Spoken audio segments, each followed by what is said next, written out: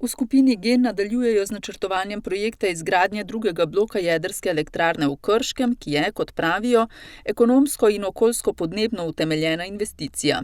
Gre sicer za projekt, na katerem intenzivno delajo. Imeli smo v preteklem letu kar nekaj pozitivnih odzivov, tudi strani, predvsem pa tudi strani predsednika vlade, ki prepoznava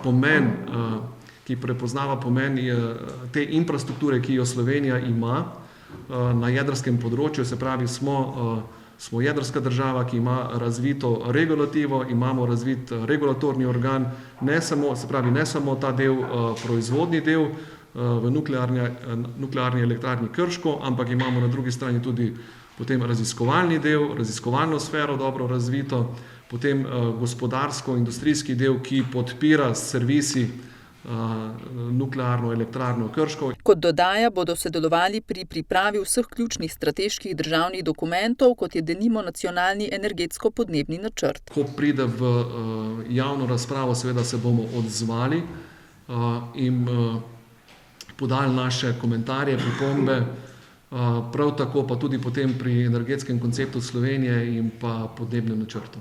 Kot poudarjajo na Gen energiji, bodo potrebe po električni energiji ob predvideni elektrifikaciji mobilnosti ter ogrevanja in hlajenja vztrajno naraščale, zato potrebujejo čim hitrejšo odločitev za izgradnjo drugega bloka jedrske elektrarne. In kako odgovarjajo na nove trende v jedrski industriji in na tehnološke novosti, ki jih prinašajo manjši modularni reaktorji.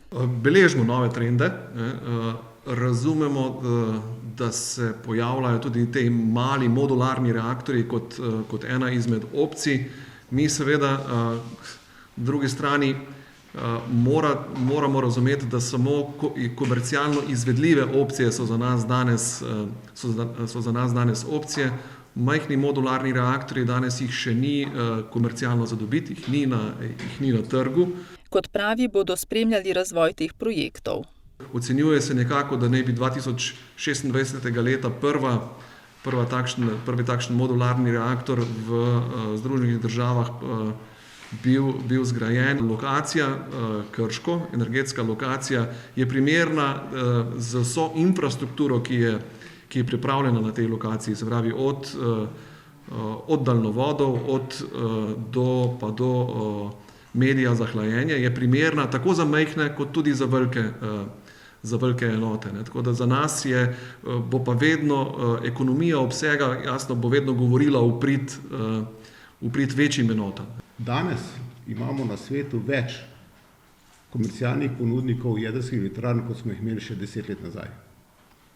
Enostavno so izredno intenzivni pravzaprav novi ponudniki jedrske tehnologije, Kitajci, jasno, kar z dvema zelo, preverjenima rešitvema in tudi v praksi seveda preverjena. In pa tudi Korejci so intenzivni pri tem investiranju. Rusi so skozi bili intenzivni pri investiranju v nove enote. Tako dejansko je danes komercialno na razpolago več ponudnikov in nenazadnje tudi precej raziskav se dela na small modular reactors, ki pa, kako je Daniel rekel, potrebujejo še verifikacijo v praksi. V projekt drugega bloka krške nuklearne elektrarne so doslej vložili približno 16 milijonov evrov. Tu notri je všteta tudi selitev vasi Vrbina. Na študije in ostale raziskave je padel manjši delež.